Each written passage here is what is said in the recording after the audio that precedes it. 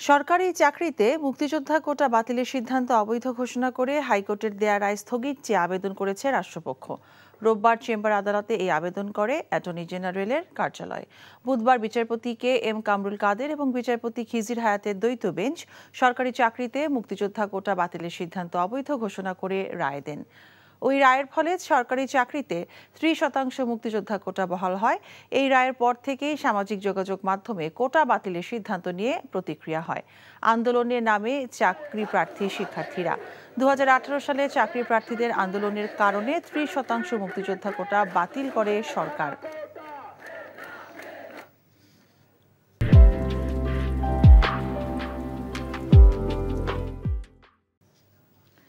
30% কোটা বাতিল করে দেয়া হাইকোর্টের রায়ের বিরুদ্ধে ঢাকা বিশ্ববিদ্যালয়ের রাজু ভাস্কর্যের পাদদেশে বিক্ষোভ করছে শিক্ষার্থীরা।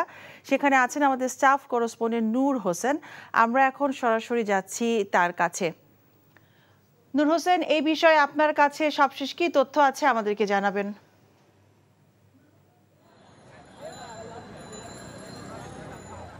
মিতা, আপনি জানেন সরকারের প্রথম এবং দ্বিতীয় শ্রেণীর চাকরিতে কোটা বাতিল করে যে প্রজ্ঞাপন 2018 সালে জারি করা হয়েছিল সেটি গত বুধবার হাইকোর্ট অবৈধ ঘোষণা করে। তারপর থেকেই আসলে ঢাকা বিশ্ববিদ্যালয় উত্তপ্ত হতে শুরু করে।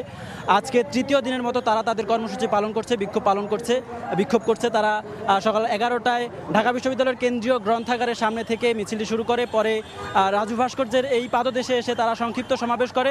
সংক্ষিপ্ত সমাবেশের মধ্য দিয়ে তারা তাদের আজকের মতো কর্মসূচি শেষ করে। তবে আজকে তারা একটি আলটিমেটাম ঘোষণা করেছে। আগামী 30 জুন পর্যন্ত তারা সরকারকে আলটিমেটাম বেঁধে দিয়েছে। 30 জুনের মধ্যে সরকারের উচ্চ পর্যায় থেকে যদি কোনো ঘোষণা না আসে তাহলে 30 জুনের পরে তারা আরও কঠোর কর্মসূচি ঘোষণা করবে। এর বাইরে আজকে তারা অ্যাটর্নি জেনারেলের কাছে, রাষ্ট্রের সর্বোচ্চ আইন কর্মকর্তা অ্যাটর্নি জেনারেলের কাছে তাদের যে দাবি দেওয়া আছে আইনিভাবে ওই রায় মোকাবেলার, সেটির জন্য একটি স্মারকলিপি দেওয়ার জন্য তাদের এখন প্রতিনিধি যাবেন। তারা আইন কর্মকর্তা অ্যাটর্নি জেনারেলকে তাদের স্মারকলিপি প্রদান করবে। এই ছিল রাজু ভাস্কর্য থেকে কোটা বিরোধী আন্দোলন বা কোটা পুনর্বহালের প্রতিবাদে যে আন্দোলন, সেই আন্দোলনের সর্বশেষ। কোটা বাতিল করে দেয়া হাইকোর্টের আদেশের বিরুদ্ধে শিক্ষার্থীদের বিক্ষোভ দেখছিলেন ঢাকা বিশ্ববিদ্যালয় থেকে।